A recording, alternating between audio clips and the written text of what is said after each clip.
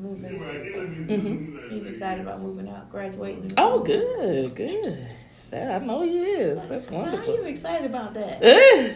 Oh no, Mom, I'm not living with you guys.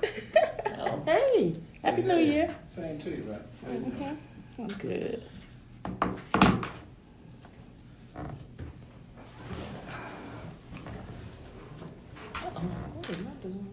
Something else on the screen. This side a little bit. Is that good?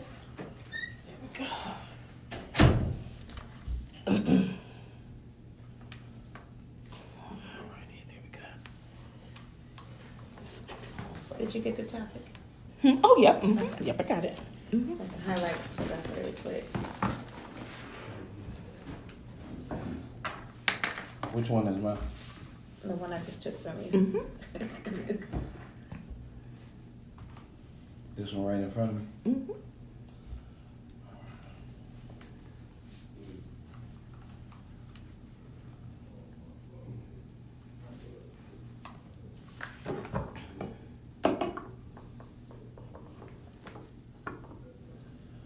We're just getting that new intro again. Every athlete, every person, every human being has an opportunity. Some opportunities don't come when you want them. But if you're prepared,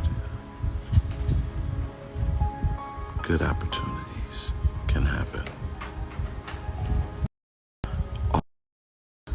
Be ready, because you never know when your number is gonna get called. I'm not coming back. EMI Apparel, encourage me, I'm young.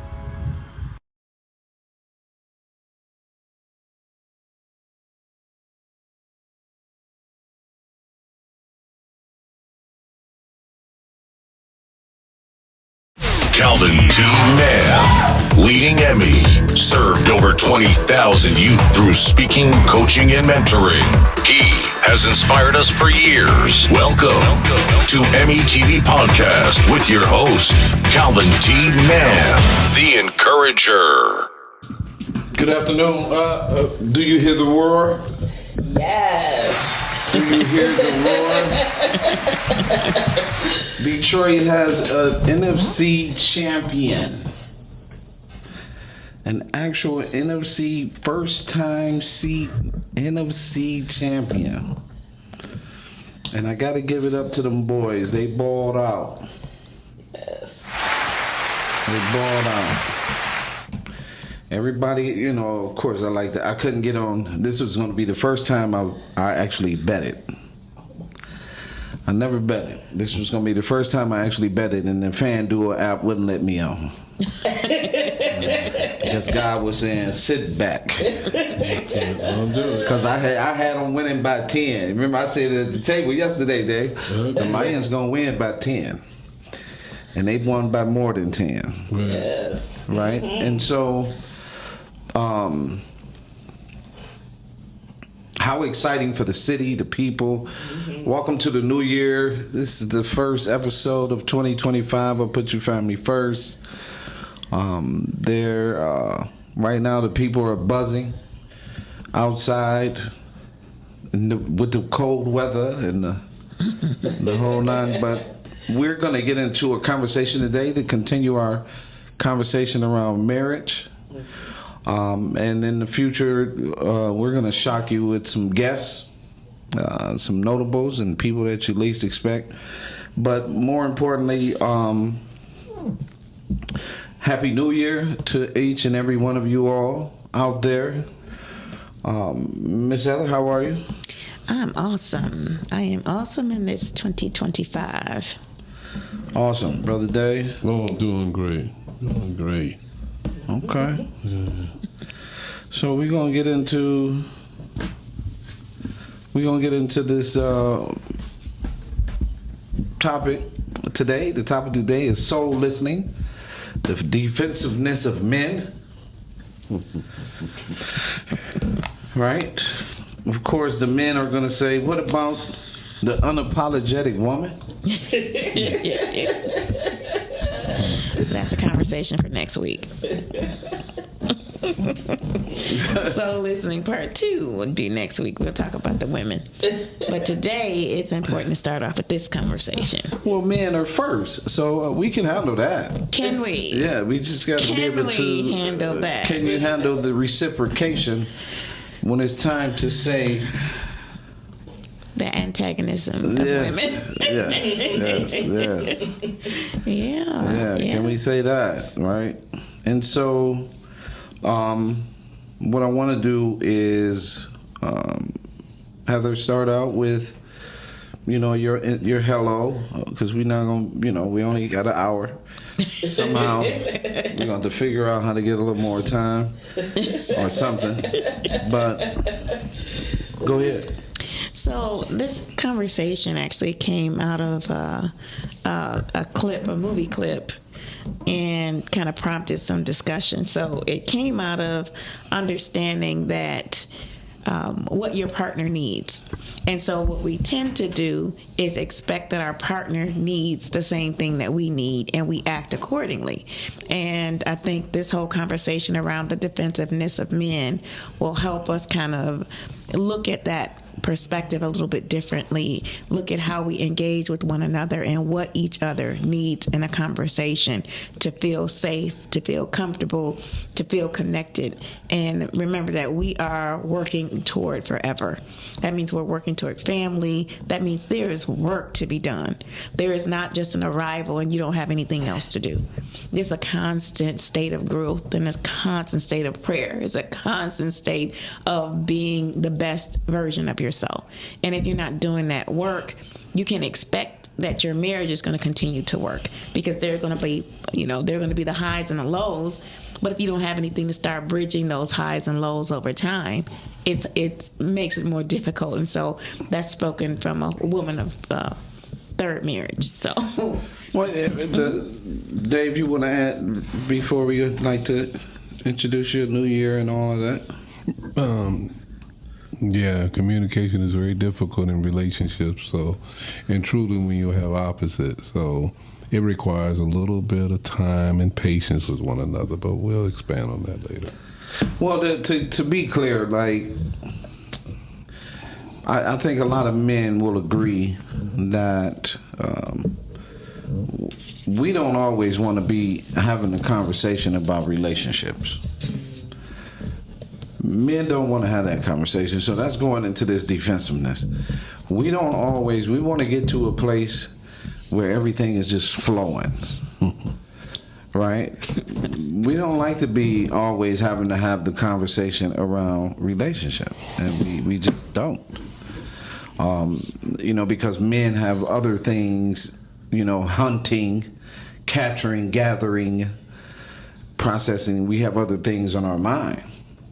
And so when it comes out the sky, about a conversation, so I'm adding to this defensiveness off the bail. Mm-hmm. Right.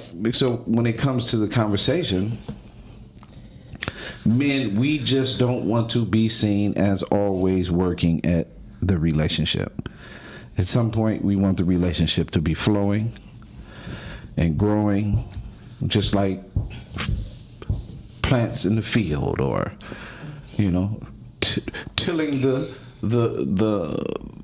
what do you call that, the acres, the farm, making sure that it's just on an everyday, consistent, smooth level. And when we have a problem, we like to deal with the problem and get off of it. We don't want the problem to be another problem, to be another problem. Then it's everyday discussion, the whole nine. So part of that, we need to understand that defensiveness comes in because we don't necessarily want to have discussions about relationships. We like to coast. So let's get it popping.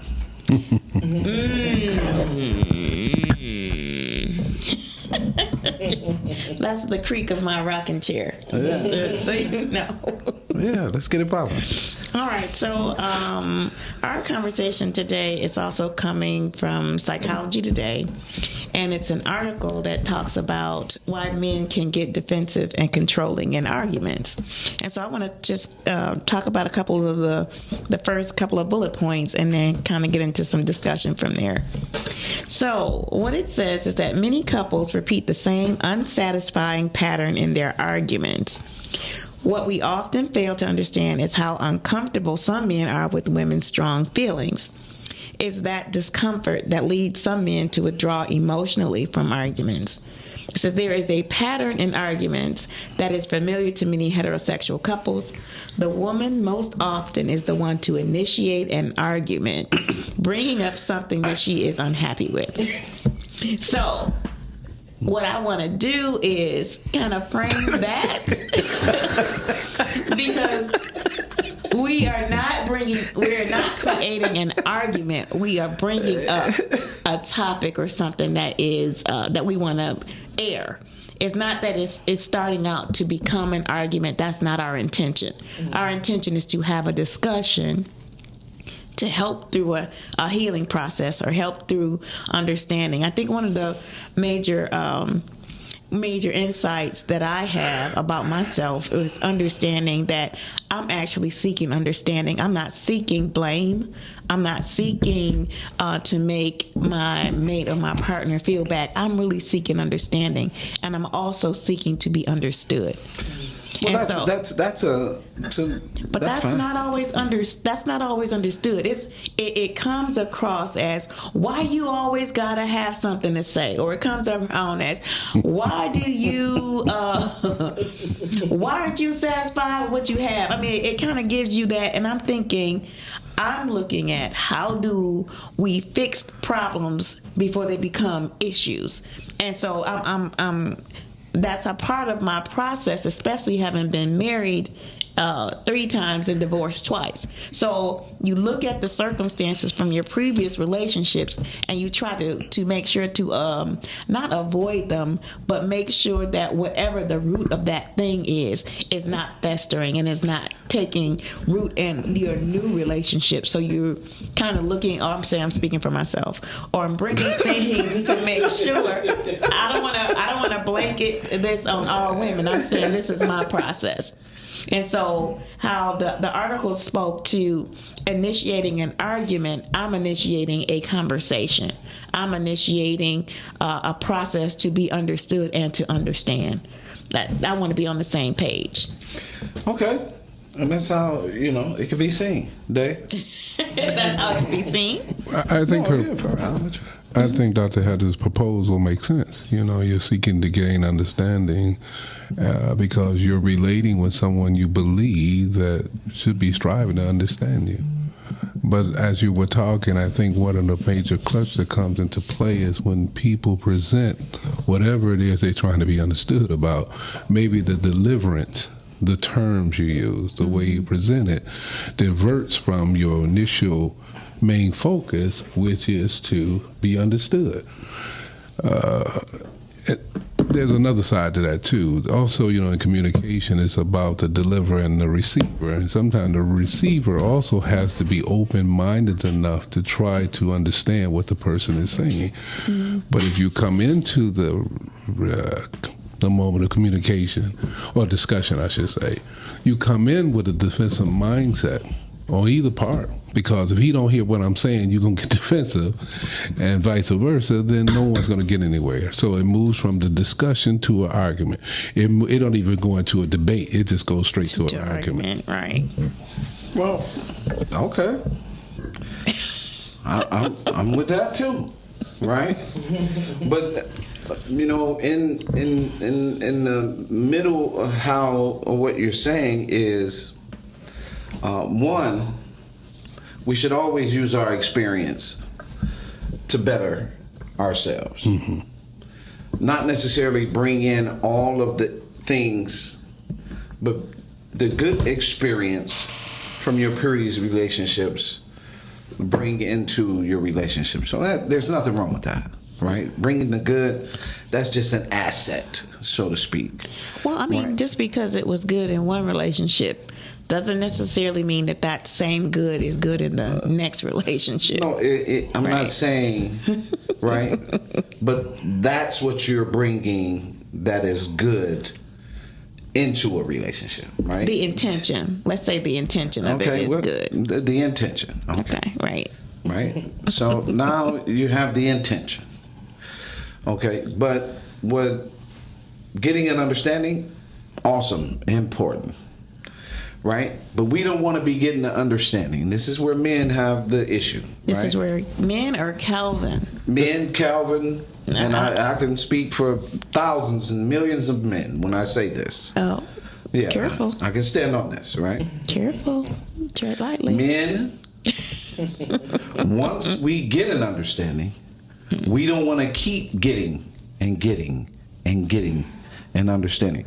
We require a certain amount of space to flow, because we already, when we walk out, we already deal with a contentious world. So when we come into the home, we don't want to be in a contentious situation in the home. So yes, where you're saying getting an understanding and you're saying getting an understanding, that's one thing. And that is awesome. The other part of that is, how are you articulating that understanding? Because it could be very heavy emotions that the man just does not want to deal with at the time. So when you say soul listening and the defensiveness of men, sometimes we just, at the time that you might want to have this conversation, he might not be in that space. So we have to figure out how we can have these conversations where everyone is satisfied and we're in that space. And men, I give it to you. I'll be the first to admit, I'm a defense. I'll throw my dukes up quick in defense. You know what I mean? Because you out there, it's an attack. In the home, if it's coming too fast, if it's rapid fire, right? I'm throwing the dukes up, like, hey, back up, right? You see men saying, you know, you see men everywhere. Can you just shut up? You know, can you shut up for a second? You know what I mean?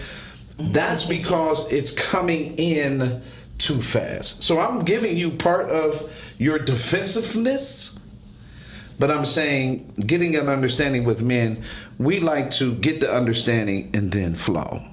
We don't like to get the understanding today, get the understanding tomorrow, get the understanding next. Because by the time you get 300 understandings, I done already checked out at 100, as it said.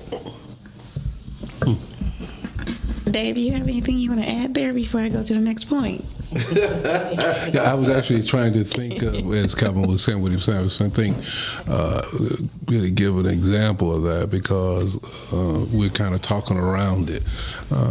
You know, because, again, as I said earlier, if you say it a certain way, you present it a certain time, you deliver it in a way, then it may come off. If I walk in the door and you blast me with something I did wrong, then there's a high probability I'm not hearing you, because I came in the door with something else that was wrong.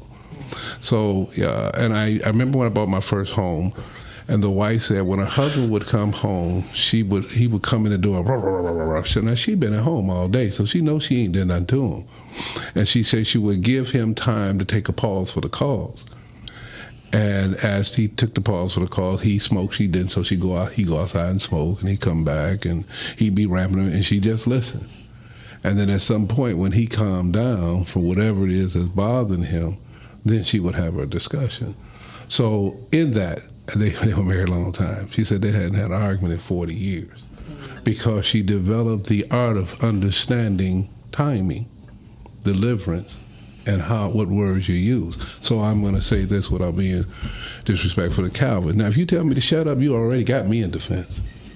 Because I think I was at an event the other day, and the gentleman, I met him before, this couple, and everything he said to me, I said to myself, this disrespectful. Now, plus it was public, so what she did, she didn't respond. She just smiled. You knew the look was saying, okay, you out of order. But she just smiled and kept it cool. And sometimes we think we can say terms to people and they just roll with it. But when those terms are flipped back, now we get defensive. So we have to also be careful about the words we use to people, because using Heather's statement, our history sometimes could be where somebody, man, shut up. Shut up. Your father told you shut up. Your mother told you shut up. And next thing you know, you getting defensive because the terminology is not appropriate. But if that's your language, then that's one thing. But if it's not your language, that's another. All right. Thank you for that. So the next piece is about the man is often defensive or minimizes the importance of her complaint. Feeling dismissed or not heard, the woman often becomes increasingly upset and more emotional. The more emotional she becomes, the more withdrawn and defensive the man can become, sometimes because openly critical of her being emotional, and insisting that she remain more rational and unemotional as he is. So I think that sometimes in that process, the expectation that the man's expectation that a woman is going to be logical and sensible or non-emotional in a situation that she's trying to express herself in may also trigger that sense of defense. That's what I got out of that. Any thoughts of the men at the table? Okay.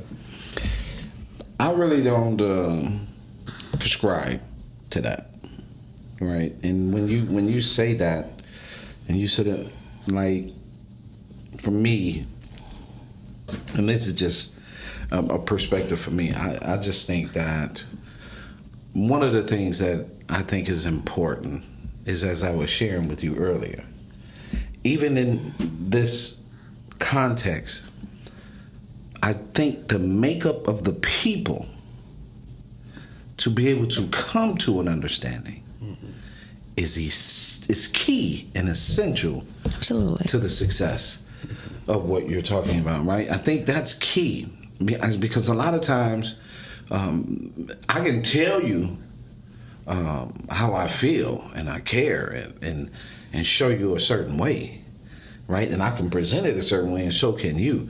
But if I can get to a place of listening, I said earlier, Dave, this was important. I said earlier that women don't really understand the value of the apology. Of her apology. Of her apologizing. Mm-hmm. Right? Mm-hmm. I don't think she really understands that. So let me ask you, you're saying that she doesn't understand if she apologizes to the man, the impact it has on the man and value it. Am I tracking? Yes. Okay. Because what happens is it's still to the makeup of the man. Mm-hmm. Because you'll hear people say, "I'm sorry," and it don't mean nothing, right? I'm sorry. Right. But when it's timing, sincerity, and it's in silence and focus, that man, because it's happened to me, begins to reconstruct his response. Good point.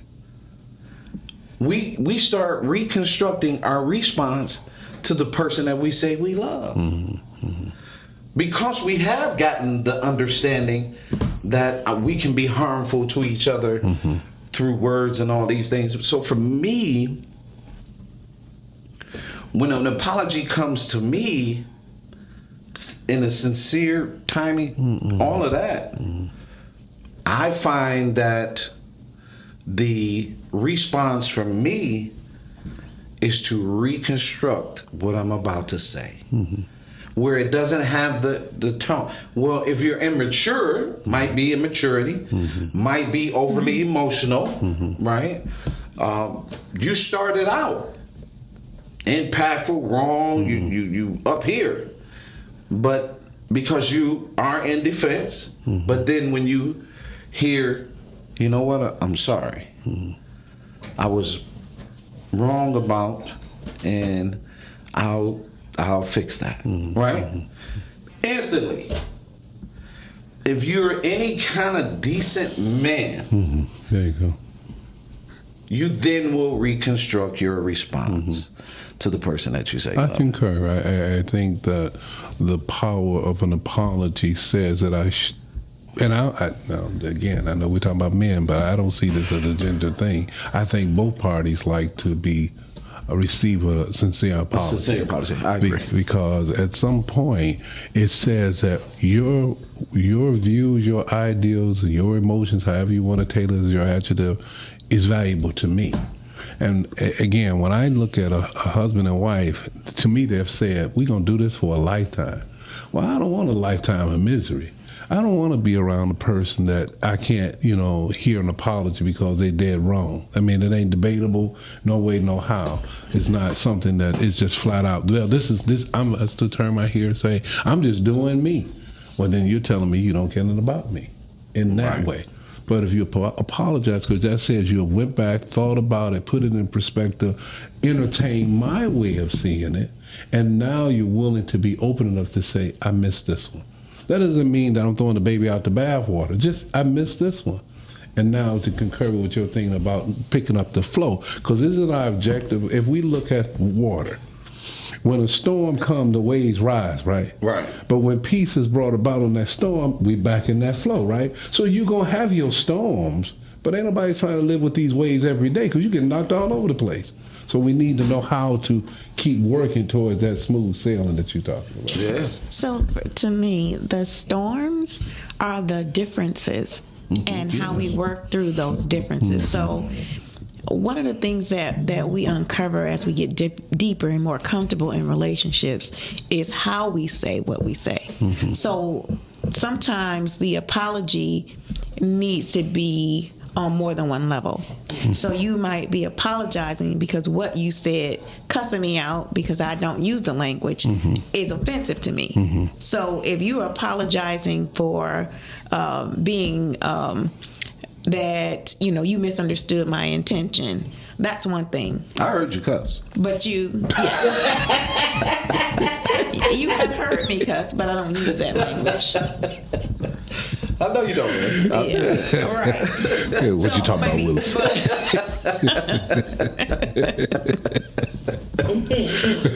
My point is, if you're approaching me about that and you're just saying, I'm sorry, I need an apology for how you said it to me, and that you understand that that's not an acceptable way to speak to me, that can do more harm.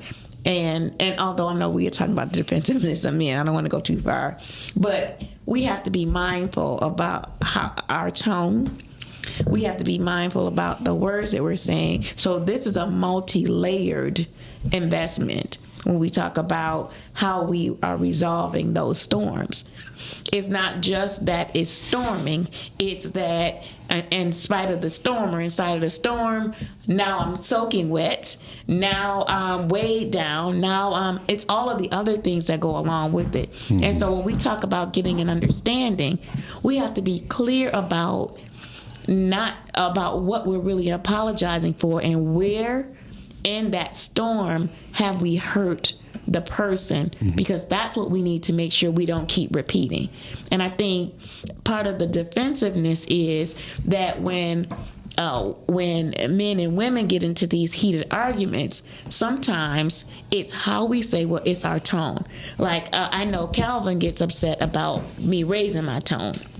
Like that really bothers him. So and I for me, I had to and continue to build on how my fire is raging. And so because I don't cuss, because I try not to be physical, not that I don't want to, but I try not to be physical. Oh, good. Right? I try not to be physical, but I mean, you get so you can get so riled up that by the things in the midst of the conversation or the argument that really caused harm. So if it's that I'm feeling like, how you said to me what you said, you may be apologizing that, about something, a disagreement, but it's not just a disagreement. And so I think that's really important. And just the same thing, I would think, for men. So it's not just an apology, even if that apology was sincere. I didn't mean to raise my voice, but I meant what I said. So is that the same thing? That's not the same thing. So that still is an area where the issue may not be resolved. Because while I'm apologizing for raising my voice because I know that's offensive to you, what I meant what I said about how I felt. And so being able to understand and navigate that about one another, I think that also kind of deflates that argument, understanding those nuances so that I don't bring defensive. I don't put him in a space where he's going to be defensive, because the minute I raise my voice, that's a part of the layer that shuts down. That's a part of the offense. That apology, I have to make sure that I'm apologizing for that. I might have to apologize for how I said what I said. Because I need for him to understand that my intention toward you is not to harm. And I think in what makes a person defensive is because there's some inner outlook that they're causing harm to me. They're intentionally causing harm to me. Mm-hmm. And I think that's part of the process. Let's go to this one. Simply put, some men are raised to feel responsible for women's happiness. Mm-hmm. If their partner is unhappy, these men believe they have failed in some critically important way.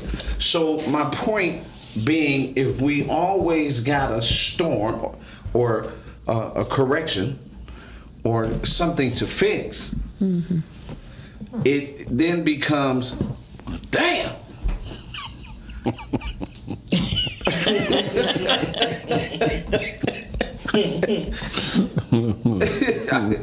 Is it, it becomes a response. Like, man, you got this, you do this, you got that. Like, it become a response to where we will become defensive, because really we do want our mates happy. And when we see that she is happy, a lot of times we're happy. This is what men refer to. Let me get her something to shut her up. Let me do some things that'll make her. This is why you see Ask Jared. You know what I mean? Because we'll use those things to try to overcompensate in happiness, and that is where I believe we do lose men. Because yes, I'm concerned about your happiness. Yes, I want to make sure that you're happy, but if I start losing myself, I start finding things to make myself feel happy. And so that's a real balance when we talk about men and defensiveness, because our defensiveness, we can react a completely different way and you not hear us say a word.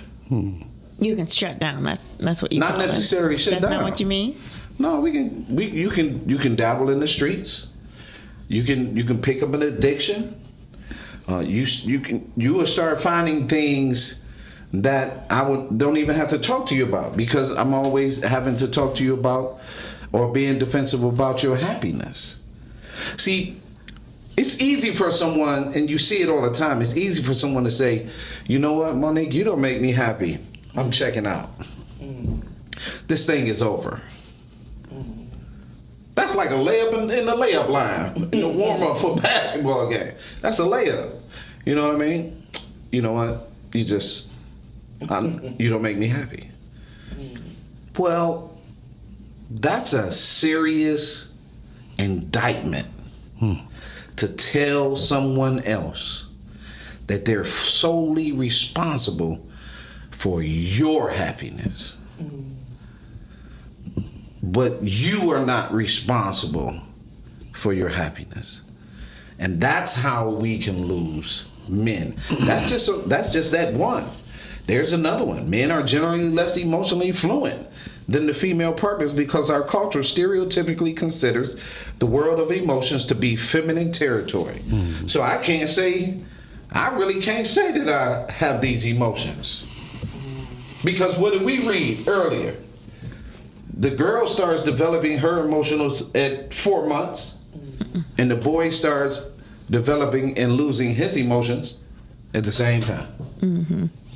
So we're cultured different. You're cultured completely different because I'm the hunter-gatherer. So now that you become hunter-gatherer, you hunter-gatherer spokesperson, brand ambassador. Right. So we have to find that space. That's what I was referring to, and what Dave was talking about, that she understood, and now they 40 years in ahead. That's what you looking for. So that's the point of having, many people go into relationships and they don't have a target goal for the we. They have a target goal for the me. And so as you were talking about happiness, happiness, as I was telling her the other moment ago too, is that, and I'll change the analogy. When I eat, you don't experience the flavor. It's a personal thing to me. But when I involve myself with someone, when we invite somebody to come to a restaurant because we think the restaurant is out of sight, right? We have experienced that restaurant. We experience the food and how it tastes and how it makes us feel and all the surroundings of that environment. So we recommend it. So now when someone else go there and they say, well, man, this food sucks, you be like, how that happen, right? Because it's their personal experience. I like to utilize the analogy now. When I was really out there dating, I used to say, well, you need to have your own black and white TV because I can make you happy, but I can't enhance the colors to it. I can bring the color to it. I can bring what you need that's going to enhance it. But you have to be the person working on that TV.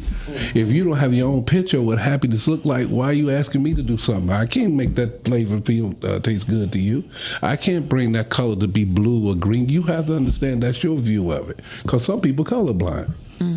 So we have to understand that when we get in a relationship, which most of us are not taught this, when we go into a relationship, we're not going into a relationship because it's about me. It's about me coming into a relationship to enhance the colors for you. And if you're doing the same thing, we going to get there because we have a target to hit. But if there's no target up there that we haven't set before we even take the next step into getting married, we going to have some problem. We're going to be missing everything off the side of a barn. Yeah, no question. Chips away. Here's another one. When women are more emotional, men are likely to feel the internal stirrings of some of their own feelings that they are uncomfortable with and have learned to suppress. These are things that feed into the defensiveness, right? There's a certain, we having this conversation and you tapping into an area I don't like. So right away, for some people, as the studies would show, now you got domestic violence because you didn't tap in this area where I don't go or haven't been, and when I tap in there, it's a completely different rage. And I was baby, I ain't mean to hit you, right? And her response is, well, baby, I ain't mean to shoot you. You know what I mean? I ain't mean. Everybody say I ain't mean. You hit me and I had to pop you. You know what I mean? I hit you. And so this is why in relationships, and I share this with you both all the time. This is why you got to get it to a certain area where your truth is your 100% truth with your mate. You have to be honest and open with your mate about what you are experiencing. That's why I said to Heather earlier about vulnerability. See, love is about vulnerability because an initial part of love, as Paul was saying in 1 Corinthians, love is patient. So you got to be patient enough to allow you guys, or not you particularly, but allow in a relationship for it to grow. And so I have to be vulnerable to be open for that growth. If I'm going to always be in defense mode and not be vulnerable enough to expand my understanding of who the person I've said I'm giving my life to, because that's what you're saying. Because you'll forsake all others. I remember when I went to marriage counseling, I said, I'm forsaking all others, not because I want to be out there and be loose as two gooses and all this stuff. I'm forsaking all others because I said this individual is the most important person to me outside if we have extended family. So I'm giving it all up. So I'm making myself vulnerable because I want to be with this person. And so all risks are open now. And that, as you said, can open up a can of worms. But as we mature, I can tell you, being married twice, I understand that from the first marriage, I understood the inappropriateness of my own conduct, because this is how I saw other men act. But then when I took a moment to start being a little more analytical about how to approach a relationship, then those behaviors start to drop off. So I didn't carry those behaviors in the previous relationship to the next one. I allowed myself to learn from those behaviors so I could be more wise to conduct myself in a different way with the new person that I would be with. But even that got questioned. Of course, because vulnerability on a man is not necessarily how they want to see. This is the confusing part about being in relationships. Of course, I can be vulnerable. And this is why I place the word honest, because I'm not going to say it really soft. You know what I mean? I'm going to say it with my honesty so you understand how important it is for me to share this. And because so many of us do fall into a vulnerable state, it's just like you say, I fall into this vulnerable state. If I'm not 100% sure who I am, I tap into these areas that I've suppressed. I tap into these things that I dislike, and I started beating myself really up. So now I'm looking at you like, how you get here? You know what I mean? But in that process, right along next to the vulnerability of being able to share, is your lily pad open for this frog to leap to? Do you have a healthy lily pad for me to come and join you on, so we can float in this water together? We can make this happen. A lot of times, again, men and women, specifically women, have an expectation. Men just have a direction. We'll have a direction, a vision, the whole nine. That's what we're supposed to have. Okay. Right? When we come to, that's what we're supposed to have. But as I was sharing with you earlier, the makeup of the person, it comes back to the makeup of the, this is why I tell my kids, my son, make sure that the person you're dating comes from a two-parent environment, because you come from a two-parent environment, there will be some synergy there for you to understand. Now, I'm not saying all of them. I'm saying this is a good place to start, because that's the makeup of the person. And so it's not, there are things there that the person that comes from a healthy marriage, there are things that's there in their makeup that they understand where you're coming from, because that's your makeup. When your makeup doesn't necessarily fit that, now is real work. You need mentors. You got to have examples. Your grandparents. You had, I saw earlier, nobody, this is my belief, and you can go against me all you want to, both grandfathers and grandmothers. Grandfathers offer wisdom. Grandmother's wisdom might be different. Now, grandmother's wisdom might be that of separation. She might be telling you to be, this is the way you be with that man, right? Because it worked for her. But it was very deceptive. At the same time, grandfather's wisdom might be, make sure you take care of that woman, you do the right thing, and you take your butt home. See, grandfather's wisdom is a lot different. Some of it is loaded with joy and understanding, and then some of it, from both perspectives, is regret and I didn't get to do and all those things. Sometimes you got to take the information, evaluate it, and apply accordingly. You can't, all information is not good information. It's just like, son, this is what worked for me, you can try it. But don't do this, because I know this is going to lead you here. So these are the things that I think, along with all of this information, men are not getting. Which is why the work was so important, because men are not getting. When I was 20, Dave, the men, I stood outside of Michigan Christian College, and the first thing I said to myself after being kicked out, I'm standing in front of college, I don't know to go to right, I don't know to go to left. And I said, the men in my life told me some bullshit. And I'm not going to tell a kid. I'm not going to give them that advice that they gave me. And to this day, I have not. And all them boys are married.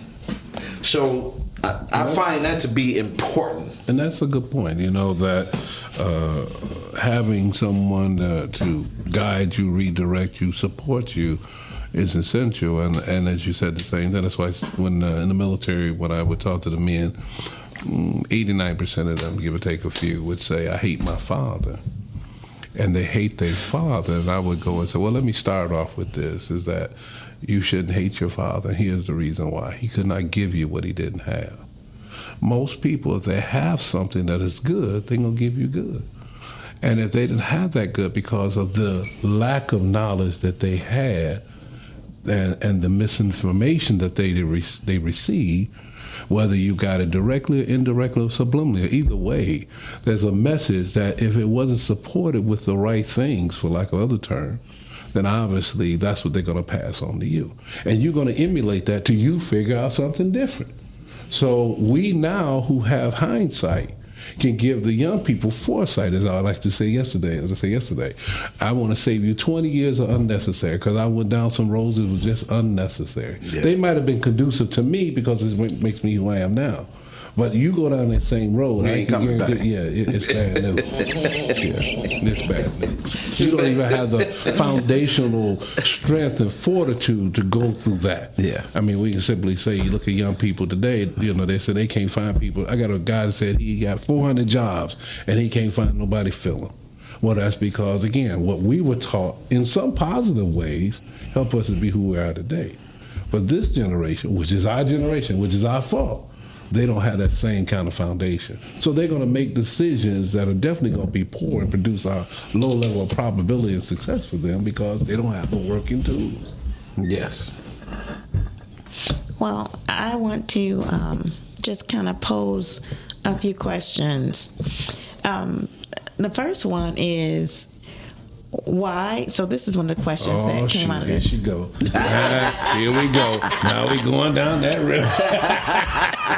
I want to. No, I'm just kidding. I thought a joke.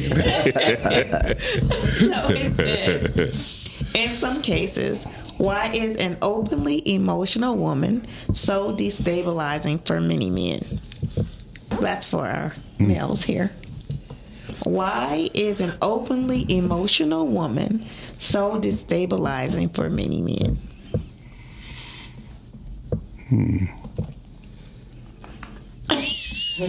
Okay. Is it helpful to have a scenario behind that? Is that why the silence?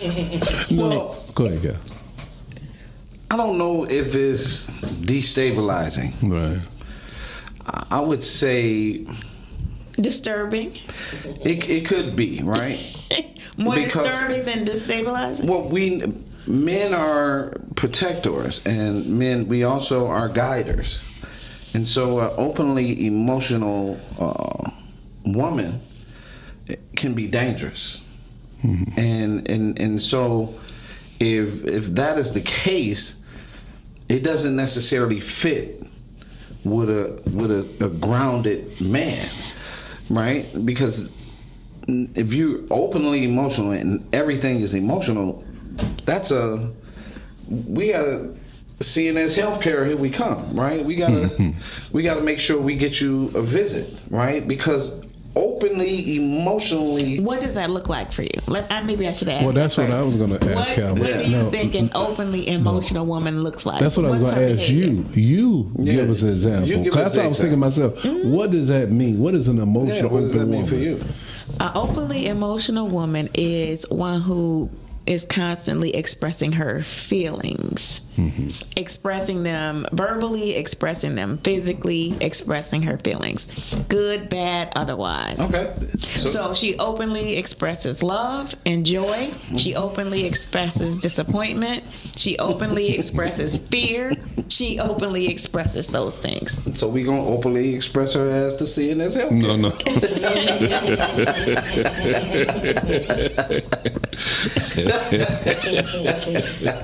All right, man. No, No, I think the object, I don't think it destabilizes us. It forces us to try to, if we're playing a part in her life, it's for us to try to guide her to a more stable position to function with us, to get her to an understanding of what it's like to be with a quality man. We hear it all the time, and we see it all the time, that, you know, how we see men, like she's openly emotional, she should never be with an openly emotional man. You see? What would that look like? Violence, because both of them have a lot of emotion. So he's doing his thing, she's doing her thing. That becomes a clash. You gotta have, men have to have a certain amount of stoic behavior in their guidance, right? In the vision, in where we're going when we come together. And she has to learn to, this gonna make you smile. Mm-hmm. She has to get some co-pilot skills to understand that you can't be emotional on this plane like that all the time. Mm-hmm. You got to learn how to function and be at ease. I'll put you at ease where we can flow. It is no different if I get a little unstable. She has to be able to have a certain amount of balance and understanding how to work and get me to stay calm and not go off the end. So when you are just openly emotional, that skill set is probably not at the table. So when I think about emotionally open woman now, you gave great adjectives, if you will, and the descriptions, if you will, of what that looks like. But I often like to say we shoot a lot of terms out, but they become very vague because they have different meaning to different people. So I'm trying to visualize if the woman was presenting all these different emotions to me in my earlier years, I might have been reactive. In my seasoned years, I'm more proactive. So if a woman comes to me with a high level of emotions about a particular subject she's been out of shape about, again, I'm gonna listen.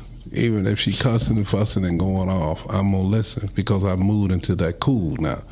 That cool that says, I'm not gonna let you ruffle my feathers. I'm gonna listen to you, hear what you got to say. But after you said what you had to say, then now if you're emotionally open, then you should be emotionally ready for me to give my feedback. In most cases, that's not the case, because it ain't gonna sound the way it may not sound the way you want it to sound. And if you haven't presented something that gives me some tangible, logical reasons that justify why you're saying, you're not just going off an emotional deep end, then it's probably not, we're not going to line up. But I'm still going to be cool, because now I don't let you ruffle my feathers. So I don't think, for people, when it stabilizes them because they haven't built a strength within themselves. But once you get a strength within yourself, then you might get, it might be a challenge. But like all life challenges, it's going to test you. And as it tests you, you should be preparing yourself before the challenge showed up to be able to handle that. Us being seasoned people, we now understand. We've been here. Like Muhammad Ali said, when he got hit by Joe Frazier, he said, okay, I've been here before. Them legs started getting weak. He started shaking a little bit. But he knew how to recover, see, so he could come back and, quote-unquote, win. So, I don't think it destabilized men who are mature. But if you asked me that when I was 19, when I had my first gal, oh man, I was reactive. And she said, well, why you do that? I said, because you did this. That's typical immature response. Yeah. Immature response. Yeah, because it flows, just like you just said. And so if you're emotional, that goes back to what I was saying earlier in this conversation. If tomorrow there's an emotional conversation, Wednesday there's an emotional conversation, Thursday there's an emotional hey baby, me and you, we not gonna make it. Because I only been on the phone with you 4 days, and each day you had a problem with something or somebody or something, right? And that emotion is just counterproductive. I was dating a gal that was a lawyer, and she was very passionate about law. And so after a while, I thought I was one of her clients, because she was just hitting me up every time we talked. And so the last time I talked to her, she went on the channel. I said, "Oh, I understand. And I understood that this ain't gonna work," and I moved on because it was never an openness about a flow for both of us to communicate. And one of the things is that I just wasn't interested in the law like that. So we also have to look at what is important. But that's where our conversation, before we get in that mix about topics, which I see that you guys often talk about topics that before we even come here, that allows you to think a little bit more, dig a little deeper on how you can find resolution. Yeah, we have unbelievable conversations. Mm-hmm. For sure. And that's important because I seek understanding. Mm-hmm. And I seek to be understood. And I got to get some of this stuff out of my head. Mm-hmm. Right. Yeah. God said in all things get understanding. He ain't telling them about being right. Yeah. Right. So, Dave, where can they reach you at? You can reach me at FMAM on Facebook, and you can also reach me at DROME7, DEROME7 at yahoo.com. We getting Dave a website this year. It's going to be davidpatterson.com. Yeah, we're going to do that. We getting Dave a website this year for sure. Yeah, we're going to do that. Hey. Ms. Heather? You can find me at yourinspiredjourney.com. That's yourinspiredjourney.com. And you can reach me by phone. Please don't DM me on social media. Call me at 313-759-7855. 759-7855. You can reach me at calvintman.com. calvintman.com. So when this conversation jumped off, right, it's in terms of soul listening. I took this conversation to a completely different understanding.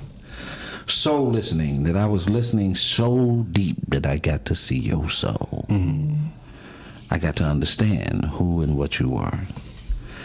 Soul listening, I begin to understand what makes you breathe and live and be happy, and so I understood what was in my possession as you shared your soul and I was listening. The problem became when the second part of the title being men and defensiveness. And I had to evaluate that, yes, we are defensive. Men must come to the point that we can be defensive. But the reasons why we're defensive starts when we're just little bitty boys, where we're being told and denied and blocked and asked to give up a certain part of our soul that we forget to protect it and build it. Relationships are tough in the fact that it takes building blocks. It takes a little sand, takes a little water, takes a little concrete. You got a block. Take some more sand, take some more water, take a little concrete. You got 2 blocks. You will never find a relationship that just instantly is in forever. Forever takes time. And you need to understand, you take time at being better with you so you can be better prepared for we. My name is Dr. Calvin T. Mann. I'm the president and founder of Encourage Me I'm Young. You have been listening to Put Your Family First EMIYTV podcast. We are here every Monday at 4 p.m. This is going to be an interesting year, and I hope you're prepared to ride with the 4-time award-winning podcast, because we're going to take this thing national. Peace.